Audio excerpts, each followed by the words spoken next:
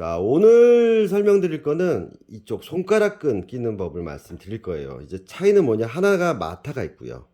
하나는 마타가 없는 모델. 마타가 없는 모델은 저번 다른 영상에서 말씀드렸지만 우리가 손가락 간격을 어떻게 맞춘다 그랬죠? 요 손톱, 검지 손톱 하나가 요 정도 들어갈 정도. 깊이 넣었을 때 한 마디 정도 들어갈 정도. 그래서 기본적으로 마타가 없는 모델은 거의 균일하게 끼신다고 보시면 돼요. 물론 어떤 선수들 같은 경우는 마타가 없음에도 여기를 일부러 여유 있게 해놓고 여기는 타이트하게, 즉 여기 조작감을 주기 위해서 하는 건 이제 본인의 선택인데, 저는 기본부터 말씀드릴게요. 그럼 편안하게 내가 손톱 하나 정도 들어갈 정도 간격 맞춘 상태에서 그게 기준점이 되는 거예요. 그래서 손이 좀 크신 분들은 자연스럽게 글러브를 끼고 있어도 글러브 끝이 좀 잘 벌어지잖아요. 그래서 손이 좀 크신 분들은 저는 간격을 조금 넓게 해드리는 편이고, 이 친구는 또 손이 작은 친구거든요. 그러니까 살짝 좀 타이트하게 해주는 편이에요. 하지만 이게 타이트했을 때 요 바닥이 울지 않게끔 본인이 판단을 하셔서 보시면 되고요. 그래서 일정한 간격으로 맞춰주시면 돼요. 근데 너무 타이트하지 않게 딱 손톱 하나 정도 나왔죠. 그 다음에 중요한 게 뭐냐, 이 위에요. 위가 밀착돼 있잖아요. 이거를 너무 띄워도, 느슨하게 띄워도 안 되고 너무 타이트하게도 안 돼. 적당히. 그랬을 때 내가 딱 꼈을 때 이 부분을 좀 눌러준 상태에서 당겨주는 거죠. 좀 밀착감이 있으면서 나중에 이게 여유가 너무 많으면 잡아당기다 보면 또 늘어나잖아요. 그래서 끈을 처음에는 간격을 맞췄다고 생각했는데 쓰면서 늘어나는 이유가 이 펠트에 숨이 죽는 거예요. 이 펠트 자체의 숨이. 그리고 이 유격이 남아있던 것들이 이제 끈이 늘어나면서 밀착되면서 커지는 경우도 있어요. 그러니까 그것도 감안을 해서 이제 끈을 껴야겠죠. 그거는 이제 솔직히 말하면 정말 끼는 사람의 감이에요. 근데 기본적으로 손님들이 DIY 하실 때는 그냥 일정한 간격으로, 그랬을 때 요쪽 라인을 맞히든 요쪽 라인을 맞추시면 돼요.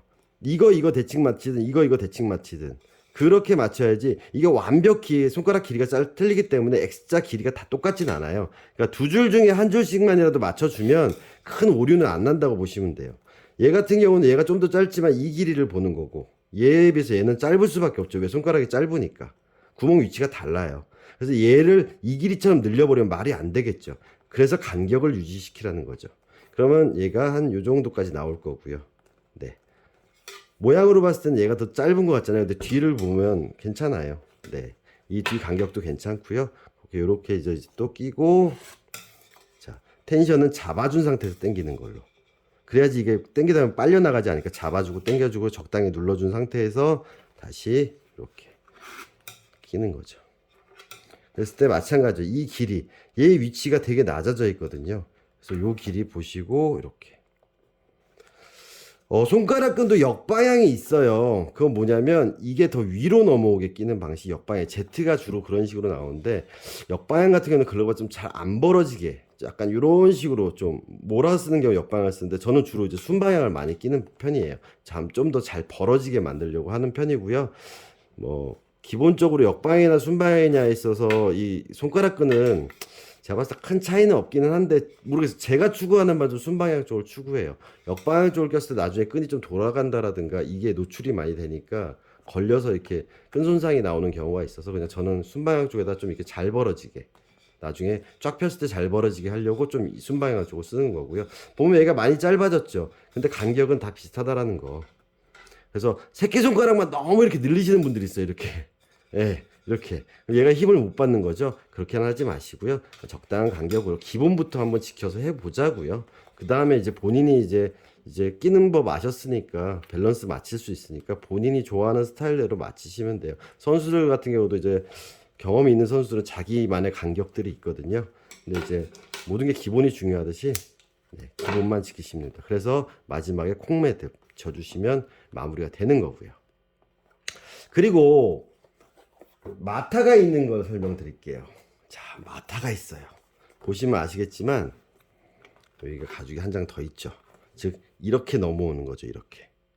그렇기 때문에 공간이 넓어요. 근데 여기가 좁아져 버리면 이렇게 항아리 모양으로 이렇게 나와 버리는 거죠. 그래서 볼집을 잘못 형성해서 이쪽에다 형성하면 마타 같은 경우는 이렇게 제껴진다든가 여기가 찢어진다든가 심한 뭐 이런데, 아니면 여기가 밀려다 보면 여기가 찢어지는 경우 되게 많아요. 그래서 마타가 있는 글러브는 기본적으로 손가락 간격을 딱 봤을 때도 보면 여기가 넓잖아요. 그 넓은 걸 생각하고 감안하고 끼셔야 돼요. 한때 일본에서 유행했던 것 중에 하나가 제가 이거 끼면서 한번 보여드릴 텐데 마타가 없는 글러브 당시에 마타를 만들어주는 식으로 끼는 경우가 있어요. 아까 제가 그냥 손가락 마타 없는 거 낄 때 검지 간격을 넓힌다 그랬잖아요. 한때 일본에서 이런 게 유행했었어요. 이렇게 놓고 여기들을 갖다가 따라하지 마세요. 뭐 지금도 하는 데가 있을 거예요. 이렇게 해서 한번 감아서 이렇게 해서 이 공간에다 끈을 껴주는 거죠. 이런 식으로 이렇게 해서 이제 끈이 들어가게 하는 건데 큰 의미 없더라고요. 큰 의미 없고 그냥 그래요. 그래서 굳이 이렇게까지 하실 필요는 없고요. 막 이런 것도 있다. 일본에서 이록 같은 거 보시면 그렇게 돼서 나온 거 있어요. 그게 이제 없는 마타를 만들겠다라는데 마타라는 건 바닥이지 손가락 끝은 아니잖아요. 그리고 이 간격이 넓어서 끈에 뭐 이게 더 안 좁아지게 만들려고 하는 방식일 수도 있는데 큰 의미는 없더라고요. 이렇게 낀 상태에서 네. 아 여기서 이렇게 두 번을 감는구나 얘네들이 걔네들이 이렇게 낀 상태에서 여기서 이렇게 두 번을 감아서 이제 돌아가는 거죠. 근데 굳이 그럴 필요는 없고요. 그래서 얘는 간격이 이 세로보다는 약간 옆면으로 보시면 조금 더 넓게 나와야겠죠. 그렇게 해서 끼시면 돼요. 그리고 끈 끼실 때 구멍 중에서 보면 지금 펠트가 이렇게 나와서 펠트 옆으로 지나가고 있잖아요. 아식스나 어떤 브랜드는 Z 특히 펠트 속으로 구멍이 들어가요. 일로 들어갔다가 펠트 속을 관통하는 게 있거든요. 펠트가 더 빵빵하게 차 있죠. 그럴 때 그 구멍 못 찾아가지고 바깥으로 빼시면 글러브가 좀 울거든요.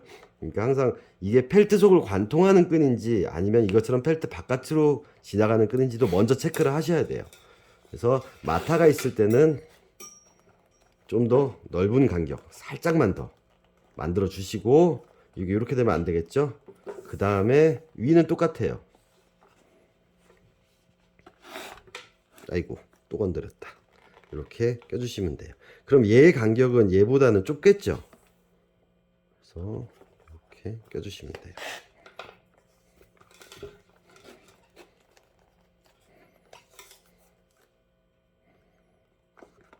네.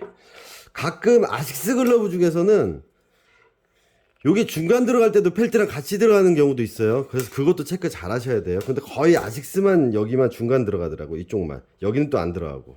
네. 그거 잘 체크하시고요. 그래서 이렇게 보시면 이 길이가 이 길이보다 길 수밖에 없어요. 당연한 거죠. 이쪽 부분도 좀 더 짧을 수밖에 없고요. 당연한 거죠. 왜? 마타 때문에. 네. 네. 간격 맞추시고 위에 잡아주고 넣어서 텐션 당겨주고 위가 뜨지 않게 그 다음에 마무리. 근데 이 새끼가 짧을수록 더 비대칭이 나올 거예요. 그래서 해서 네. 그래서 손가락 간격을 타이트하게 조이는 선수들이 있는데 전에도 말씀드렸지만은 손가락 간격을 타이트하게 조일 경우에는 어떤 일이 생기냐면 이렇게 우는 경우가 생겨요. 그래서 되려 포구면에 공이 못 물리는 경우가 생길 수도 있거든요. 그래서 조일 때는 이게 확실히 잘 물려줬을 때 조였을 때 얘가 좀 받쳐주는 힘이 더 생기게끔 그랬을 때 공이 튄다 그러면 바로 풀르셔야 되고요. 그래서 살짝씩 조여가면서 그 형태를 만들어가는 경우도 있는데 한 번에 처음부터 조여가지고 그런 형태를 만들기엔 되게 힘들어요. 글러브가 볼집이 잘 안 나요. 그러면은 볼집이 잘 안 난다라는 게 깊이를 말하는 게 포구면에 각이 잘 안 잡히는 경우가 있기 때문에 처음에는 기본적인 그 간격 유지해서 길을 내서 내 포구면에 각을 만들어 준 다음에 만약에 이 부분을 좀 더 타이트하게 자기는 좀 일본 스타일로 이렇게 딱 타이트하게 해서 딱 물리고 밀리지 않는 스타일을 원한다. 그때는 조여주셔야 돼요. 아니면 미제 글러브 같은 경우. 뭐 그럼 메이저리그 애들도 손가락 간격 다 조이는 스타일도 있잖아요. 그거는 이제 본인이 해보면서 판단을 하시면 되는데 이걸 조여서 조작력이라든가 뭐 손과의 일체감에 좀 위화감이 생긴다 라고 하시면 그렇게 안 하시는 걸 좀 추천해 드립니다. 자, 이게 손가락 간격이에요. 자, 보이시나요?